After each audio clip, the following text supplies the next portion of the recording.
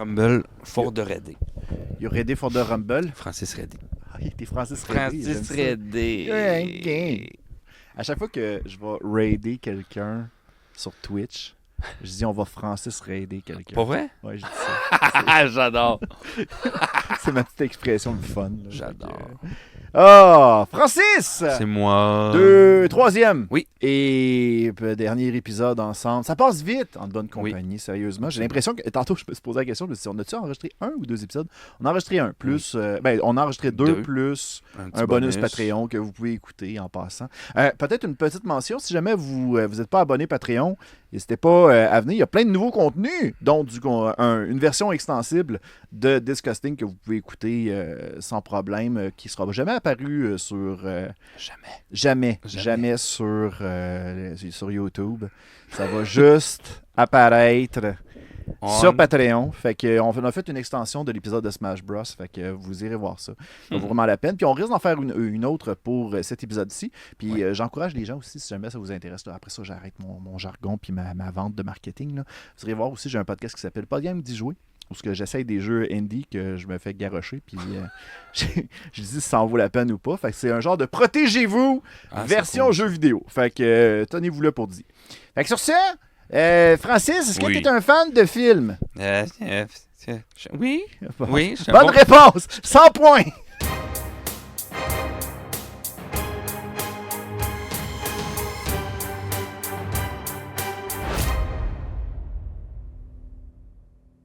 Bonjour tout le monde, bienvenue à Disgustings, un nouvel épisode en compagnie de mon ami Francis de Dans mon salon. Allô.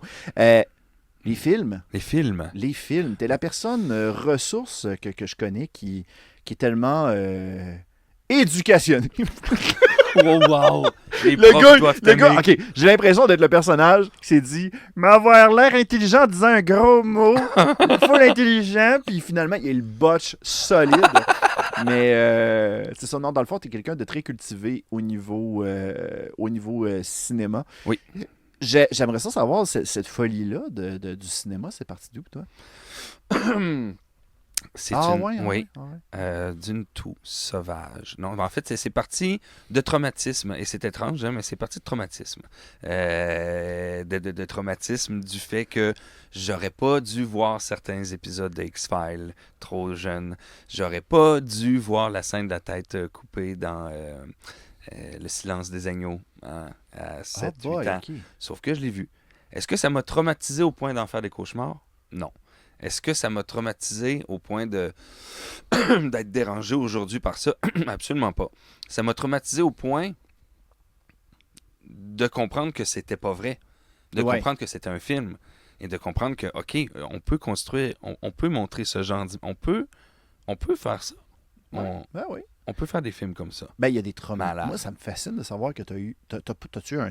C'est quoi le traumatisme que tu as reçu par rapport à ça? Ben, en fait, c'est le fait d'avoir cette image-là en tête pendant des années, le fait de me poser la question à la fin si j'avais vraiment vu cette image-là en tête, jusqu'au jour où je revisionne le film et de faire, ben Chris, ça vient de là. Ah, voilà, OK. C'est pas normal d'avoir une image qui est constante, faire « Ah ouais, j'ai déjà vu ça, ah ouais, j'ai déjà vu ça. » Mais boum! OK, ouais, là, tu comprends. Là, tu comprends, ça vient de où.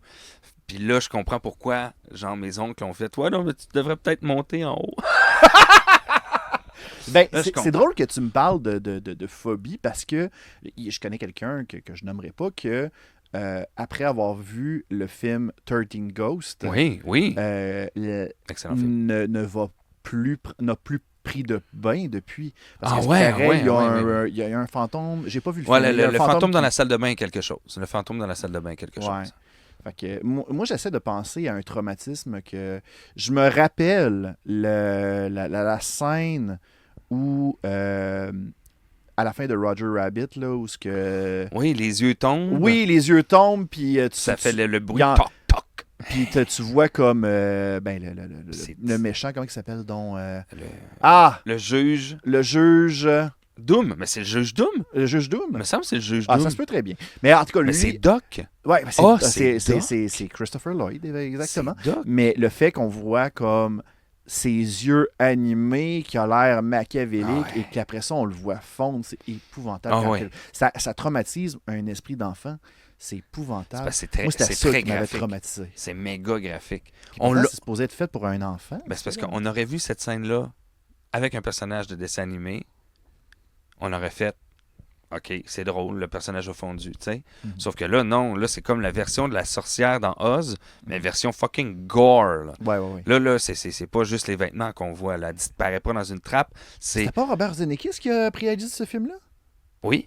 Mais pourquoi c'est devenu gore? Il me semble que Robert Zemeckis n'est pas supposé être Je- même, il me semble, avec un retour vers le futur, avec... Puis en plus, c'est un accomplissement, là. On s'entend, Roger Rabbit, avoir réussi à faire signer Warner Bros. Puis Disney sur À un même condition contrat que avec les contrats. leur- Hey, man. il fallait absolument que Ah, leur oui. IP passe le même nombre de temps À égal. la Et ça, fraction de c'est- seconde près, là. Ouais. Sinon, ça marchait pas, là. Et c'est pour ça que lorsqu'un personnage d'une certaine franchise apparaissait, ben, il y avait l'autre qui apparaissait. Tu sais, comme par exemple, lorsque Bob Hopkins tombe d'un Oui. building, eh bien, tu vois Mickey et Bugs Bunny un à côté Les de deux, l'autre. les deux carrément. personnages forts. Ouais.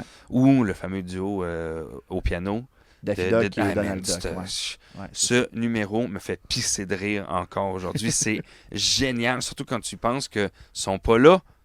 Sont pas là. Tout ce qui est physique est animé. Ils sont pas là pour. Hey man, moi, je capote. C'est un putain de film incroyable. Pour vrai, Je raconterai un truc dans la version Patreon, là, parce qu'il y a un truc 18 ans et plus qui s'est passé dans mon Oui. stream, mais Ah ouais? ça a rapport avec Roger Rabbit. On Ah se ouais? regarde, si Ok. jamais ça vous intéresse, C'est vous drôle. irez vous abonner sur Patreon, mais sérieusement, il y a eu un truc, il y a quelque chose qui s'est passé j'ai par hâte de rapport à savoir, ça, j'ai ça hâte vaut de la peine. savoir. Fait que, ouais, ok, fait que ce Ouais, film-là, mais c'était tu sais, quelque je pense que ça fonctionne beaucoup par trauma. Par Mm. trauma, mais c'est des bons traumas, c'est pas des mauvais traumas. Mais c'est vraiment des choses qui m'ont marqué. Tu sais, La Belle et la Bête, c'est pas pour rien que je suis monté au rideau quand M. Condon a fait un fucking remake. C'est parce que La Belle et la Bête de 91 n'a pas besoin de remake. Mm. C'est un film parfait pour moi, parce que moi, c'est mon premier souvenir d'être assis au cinéma avec ma mère. Puis Ça a été ton premier film au cinéma, toi? Ouais, La Belle et la Bête, 1991, j'avais 4 ans. Attends, j'essaie de penser, c'est quoi mon premier film? J'hésite entre Space Jam. Ah ouais, très bon Ouh. premier film. Space Jam ou Les Pierres à Feu.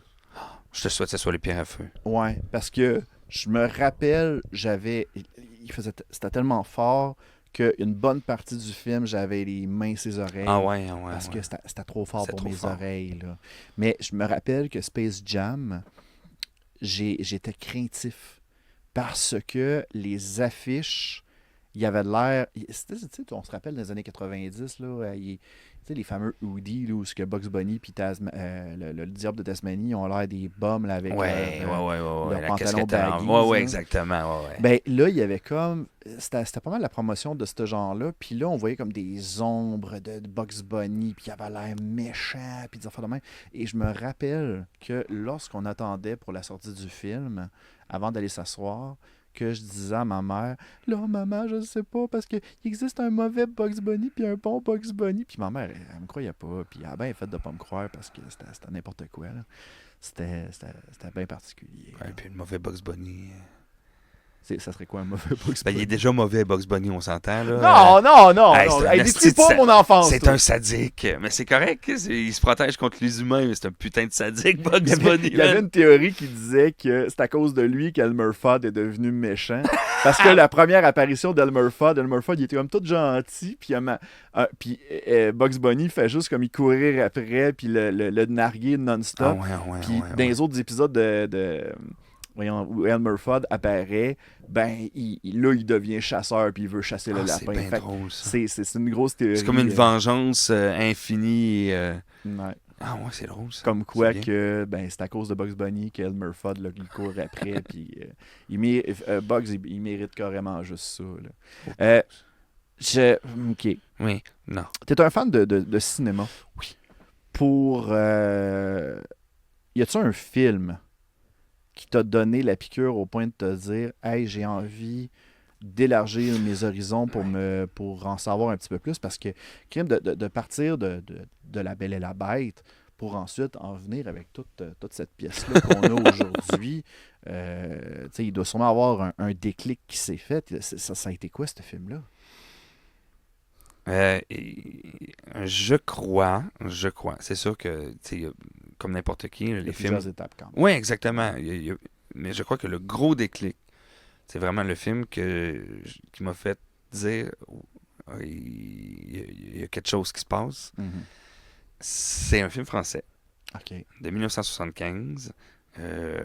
Ça s'appelle Le Vieux Fusil, un film de Robert Enrico. OK. Et moi, dans la vie, je change très souvent d'idée, mais pas dans ce qui est mon top de films. Ça fait très longtemps que c'est toujours le même top. OK. Puis lui, il fait partie du top 5. Mhm. Toujours. Et grosso modo, c'est l'histoire, en fait, c'est une adaptation d'une vraie histoire de la Deuxième Guerre mondiale, Mhm. qui est le massacre du village d'Oradour-sur-Glane. OK. Parfait. C'est un massacre terrible, n'importe quel Français connaît cette histoire-là. Et en fait, grosso modo, l'histoire, c'est un médecin français qui est pris dans une France soumise aux nazis, qui, malheureusement, ben là, il est dans un hôpital, puis il voit que ça va pas bien. Fait qu'il appelle sa femme, sa blonde, en fait, puis il dit, tu prends ma fille, tu t'en vas au château. Lui, il a un château. Tu t'en vas loin d'Inter, tu protèges, tu t'en vas, je te rejoins dans 2 jours. OK. Je vous vole pas une punch. Il réussit à Mais il s'en- meurt à la fin. il réussit à s'en aller. Mhm. Sauf que, elles n'ont pas survécu. Parce que le village dans lequel elles ont été se protéger, c'est Oradour-sur-Glane, grosso modo. Puis, tout le monde se fait massacrer. Tout le village. Mhm. Y compris elle. Et le pourquoi le vieux fusil, c'est parce que lui, il se rend sur place. Il se rend bien compte de la merde. Il se rend compte que son château, à lui, est occupé par les nazis. Et là, c'est un rape and revenge. Oh! OK. OK, ouais, C'est je comprends. mon premier rape and revenge. J'avais T'as découvert 12-13 ans. 12-13 ans seulement! My God, puis c'est quand même assez intense comme Oui. thème, là. La scène de rape est pas graphique. Elle a été très, très soumise à beaucoup de critiques parce que c'est le son, c'est la bande sonore de François de Rouppet qui est mort avant la sortie du film et qui a eu un César post-mortem. Le seul, je pense, un César post-mortem. Ben, mettons que quand t'es mort, tu peux plus faire grand œuvre, en effet. Non, c'est ça. Mais Ouais. Puis il est mort, genre, c'est ça, à quelques mois de la sortie du film. Hey, ça, c'est triste de Ouais. savoir qu'un artiste meurt avant la sortie de Ouais. son film. Tu sais, il y en a plusieurs qu'on connaît aujourd'hui. Tu sais, il y a Heath Ledger, il y a Mhm. Robin Williams. Mhm. Genre, il y a plein de films qu'on n'aura jamais vus. La vraie fin. Ouais, c'est ça. Le vrai montage final théorique. Ouais. Ah, c'est fucked up, ça. C'est vraiment spécial. Fait que c'est un Rape and Revenge qui est français, 1975, réalisé par un Italien. Le casting est vraiment incroyable. Là. T'as, en fait... j'allais dire Gérard Depardieu. Mon Dieu. Je m'excuse, c'est clairement pas lui. Là, c'est parce que... c'est Ouais. ça. J'ai Est-ce que perdu- c'est de la vache? Est-ce que ça se mange? Ah, peux ça, pas c'est mon dire- imitation de Gérard Depardieu, c'est en site, là. Là, attends. Parce que je vais chercher le nom pendant 1000 ans. Bon, Ça me gosse. ça y est. Faut-tu que je fasse du millage, Non, là? non, pas... Ah, tu l'as ici, là? Ben, Bon. c'est pas ce film-là, c'est un autre film avec lui dedans. OK, Donc, parfait. je disais avec Philippe Noiret. Philippe Noiret qui est un Master King comédien français. Si vous voyez un film français avec lui dedans, vous sautez là-dessus, vous l'écoutez.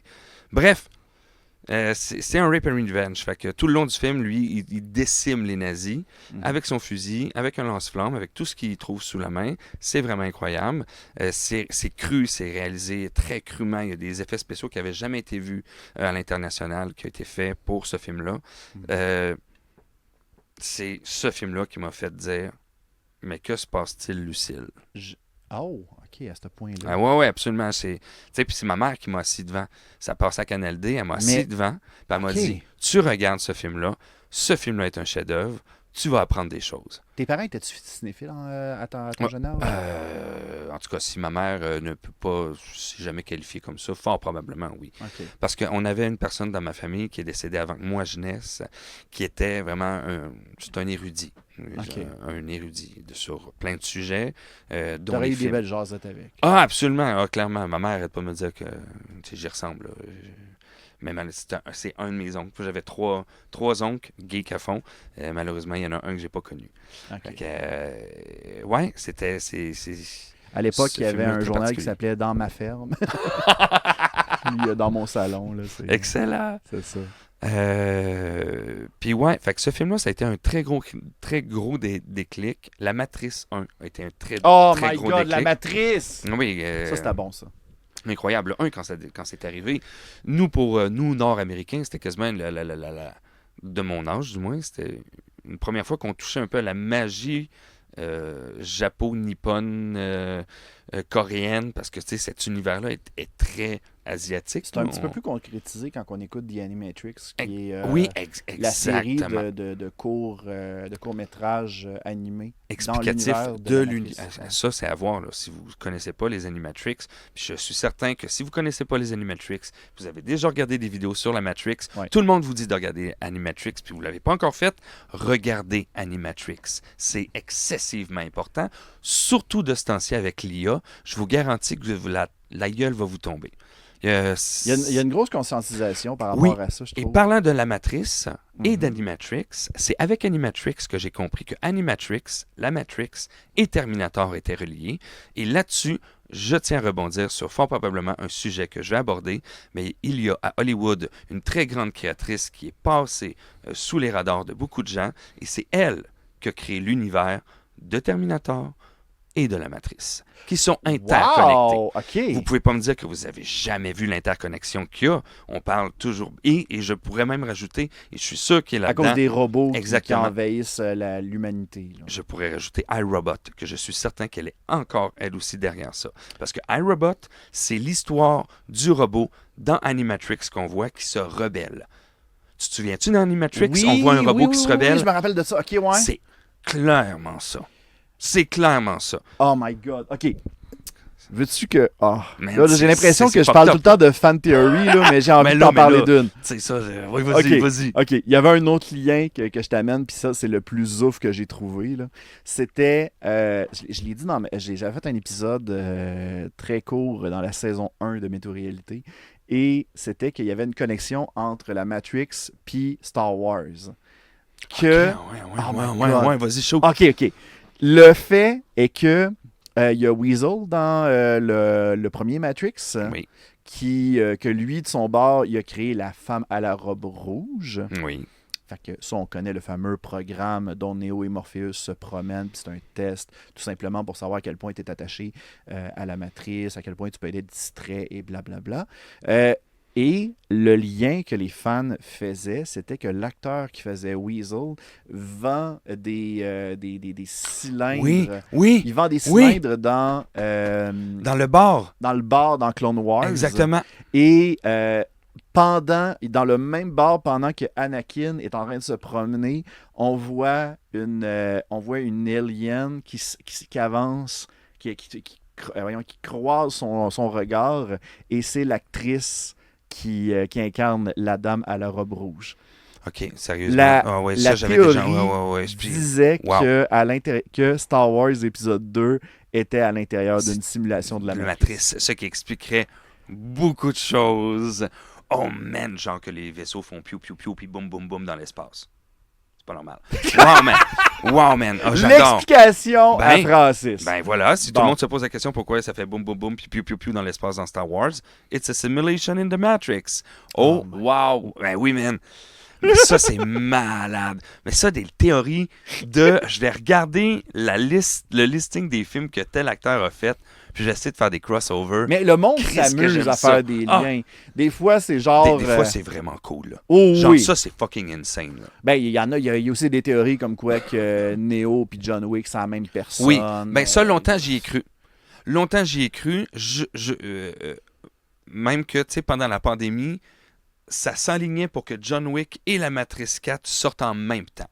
Ça s'enlignait sur ok. un hostie de temps. Parce que c'est vrai, il y a quand même... puis on s'entend que Keanu Reeves, il est quand même assez vieux. Il est Oui. rendu à 50 ans, je pense. Là, Ah ouais, 50-55, facile. Là. Là, j'ai eu des spéculations comme quoi qu'il serait peut-être en train de travailler sur un nouveau John Wick. Là. Je sais pas à quel point c'est vrai, là. Mais... Ça s'en vient. Mais tu sais, amuse-toi. Ouais. Amuse-toi. Tu t'es tellement fait chier, man. T'as tellement une vie de merde, esti. Amuse-toi dans tes projets. Moi, rendu là, si les gens veulent un 5e John Wick, les 3 premiers étaient excellents. Moi, j'ai bien aimé.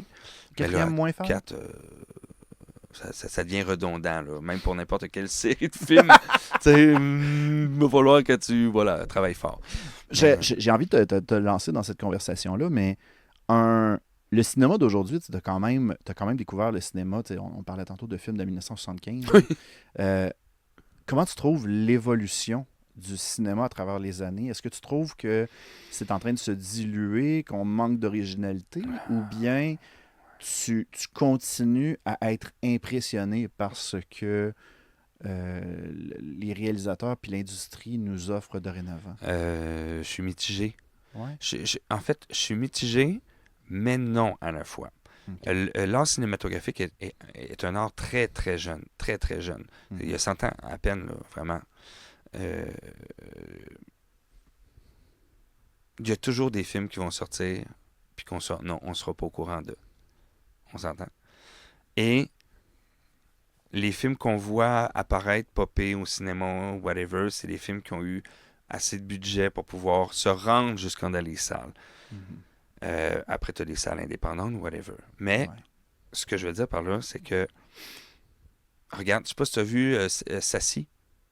Pas en tout, ça me dit absolument rien. Hein? Je connais même pas le premier. Je connais le deuxième, puis j'ai juste vu la bande-annonce, je vais aller le voir. Mais c'est comme un Ukrainien fâché qui, dans le 2, c'est ça, là, qui a comme monté son camion, un vieux camion Toyota, genre dégueulasse, avec du foin dedans. Mais le camion est une arme en soi.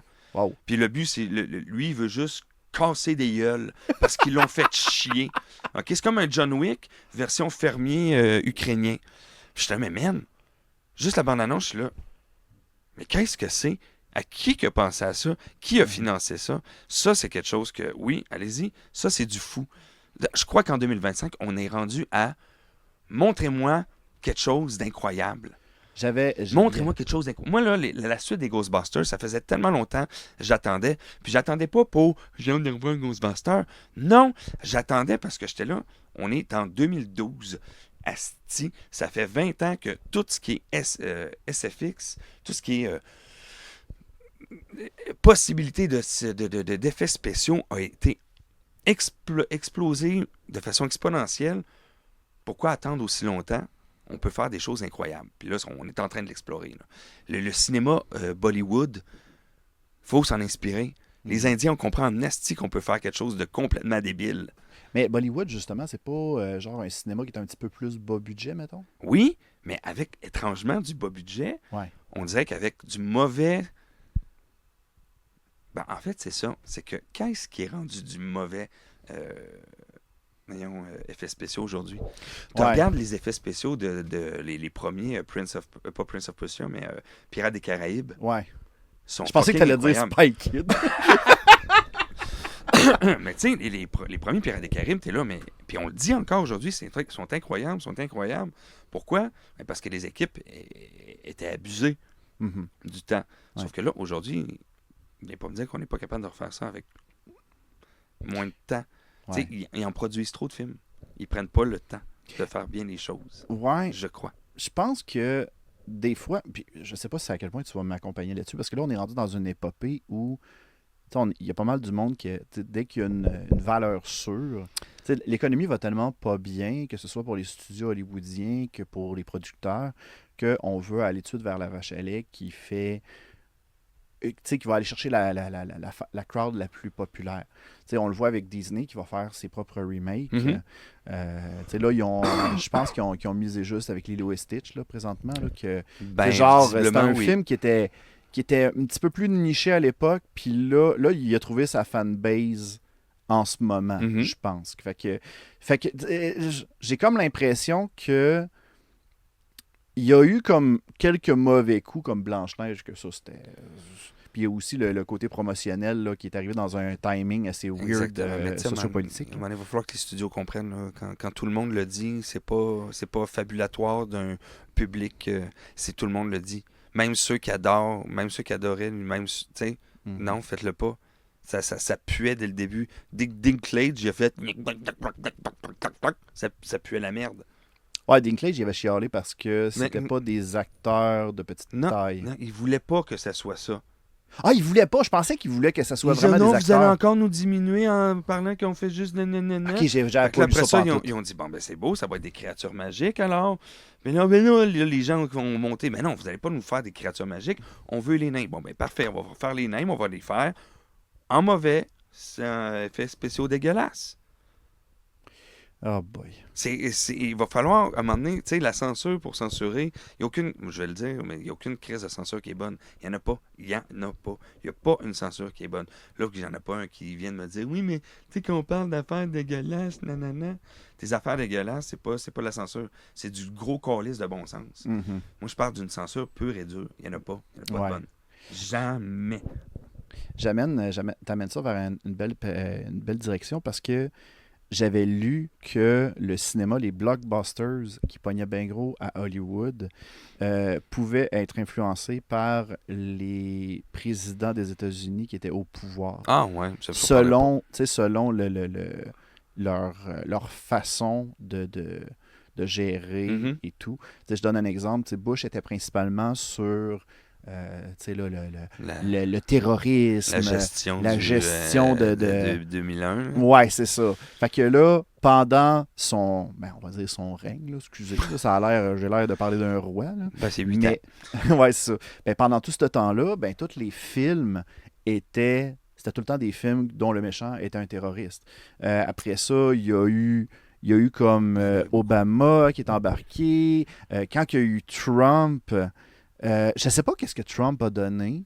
Mais tu sais, il y a eu comme plein de petites... vous irez voir ça sur le web, mais tu sais, genre quand que Bill Clinton est arrivé au pouvoir dans les années 90, ben là, il y avait un... comment je pourrais dire ça? C'était un petit peu plus pacifique côté film, c'était plus comédie. Puis quand que Bush est arrivé, ben là, c'est tombé dans les films d'action. C'était ça qui était rendu des blockbusters, des affaires de même. C'est vrai que c'était très familial dans les années 90. Ouais. Beaucoup, beaucoup, beaucoup. Fait qu'il y avait quelqu'un qui avait fait un genre de parallèle en mentionnant que le côté géopolitique des États-Unis pouvait influencer la popularité du cinéma. Ouais, oui, Et ça, je trouve ça fort, très intéressant. Fort comme probablement. étude. Fort Ouais. probablement. Aujourd'hui, je suis pas mal sûr que en ce moment, avec la situation politique, là, je veux pas qu'on embarque trop politique dans Disgusting, bien entendu, mais je pense que les sujets qui pogneraient bien gros, c'est tout ce qui a rapport avec pas les controverses, mais genre les non-dits, le monde qui cache des affaires, tous ces sujets-là. En ce moment, il y a eu Mission Impossible. Mission Impossible, que c'est quelqu'un qui se fait traquer non-stop pour ses secrets, des affaires de même. Puis je trouve ça très drôle que ça pop pendant qu'il y a Trump qui arrive et que lui, genre, là, en ce moment, il est dans une grosse controverse avec les fichiers d'Epstein, bien entendu. Que là, il y a comme des genres de petites corrélations que je peux pas m'empêcher de faire, que je trouve très intéressantes. Puis c'est peut-être parce que le monde voit ça dans les nouvelles, puis sont rendus habitués, fait qu'ils s'attendent à voir ça dans leur divertissement. Je sais pas, j'en ai aucune idée. Là, je terrorise en ce moment. Je sais pas. Mais tu vois, ce qui se passe présentement aux États-Unis, ça a été de nombreuses fois un sujet dans X-Files. Attends, continue ça. Là. Tout ce qui est conspiration à l'intérieur même d'un gouvernement, de complot, de sous-gouvernement. Ouais. C'est que ça, des super soldats, il y a beaucoup, beaucoup de choses que X-Files ont mis le doigt dessus assez solide, là, de nombreuses fois. Et juste la série qui a été faite en parallèle, de Long Gunman. Bref, c'est... C'était-tu un film de X-Files?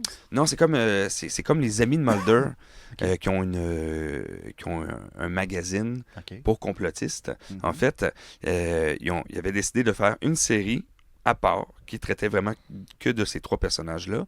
Et premier épisode, ça parle d'un attentat. Oh! Du 11 septembre. C'est clairement le scénario du 11 septembre. Mm-hmm. Premier épisode. Je pense que 2 ans après, ça s'est passé. OK, ouais. C'est constamment que ça. X-Files, C'est constamment que ça. Il y a plein de choses. Puis juste au point que dans un autre épisode d'X-Files, il y a un détournement d'avion. Il y a un avion qui disparaît des radars, qui s'est écrasé dans un champ. Je vous garantis que les images, on pourrait le mettre là, les images tournées par X-Files, où est-ce qu'il n'y a plus d'avion, l'avion est explosé, versus les images de l'avion qui a disparu pendant les détournements du 11 septembre, qui s'est craché dans un champ et qu'on ne voyait plus aucun débris de l'avion, c'est quasiment les mêmes images. T'es là, Chris. My God, on est-tu devenu un podcast de conspiration non, en 5 mais secondes? c'est juste vraiment intense.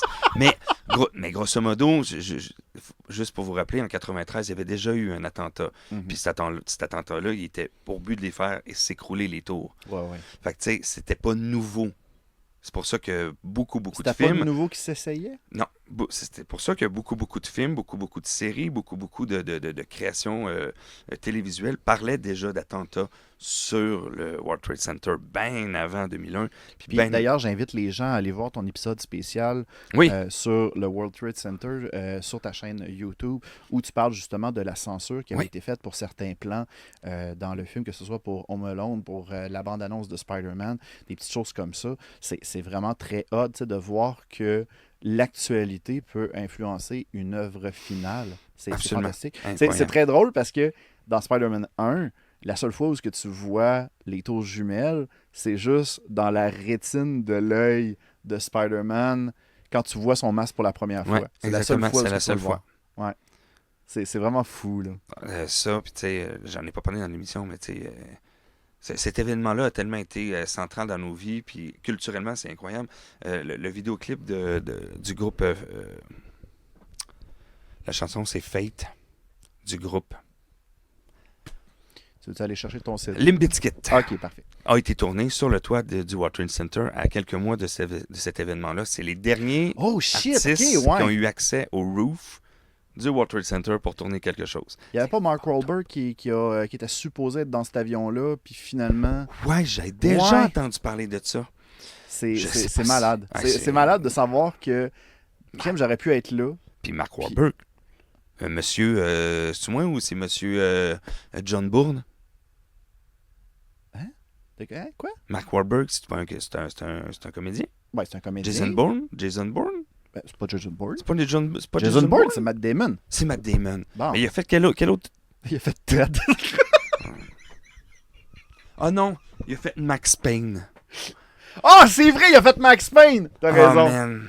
Ah, j'ai pas joué à Max Payne encore. Non. Ah non. Ah ben, je joue à Max Payne. Brûle le film. Man, la pire adaptation, une des pires adaptations cinématographiques jeux vidéo. Brûlez-moi ça. Hey, on est déjà sur la fin de notre épisode. Sérieusement, ça passe super bien vite en bonne compagnie. Absolument. OK. Mettons, ces temps-ci, là, s'il y a un film que tu devais suggérer, un film récent, ça serait quoi? Un film récent ou un film récemment écouté? Un film récent, mettons, que tu proposerais à écouter pour quelqu'un qui pourrait passer une belle soirée. Ah, un film récent. Un de mes gros crushs des dernières années, c'est 1917, si vous n'avez pas vu ça. C'est un film sur la Première Guerre mondiale, mais c'est un faux plan séquence qui a été genre tourné en 7 ou 8 plans séquences. Fait que c'est, pour vrai, ma blonde pensait pas aimer un film sur la guerre comme ça. Mais des fois, elle me le demande. On le réécoute-tu? Je fais non, on va attendre un petit peu. C'est vraiment bon. Vraiment intense. Ah. Puis, il y a des bouts que tu t'attends pas. Vraiment pas. Ah, cool. Hey, ben merci beaucoup, Faf, pour le temps que tu as passé avec nous autres. Pour les gens qui s'intéressent, venez nous rejoindre sur Patreon. On a une prolongation!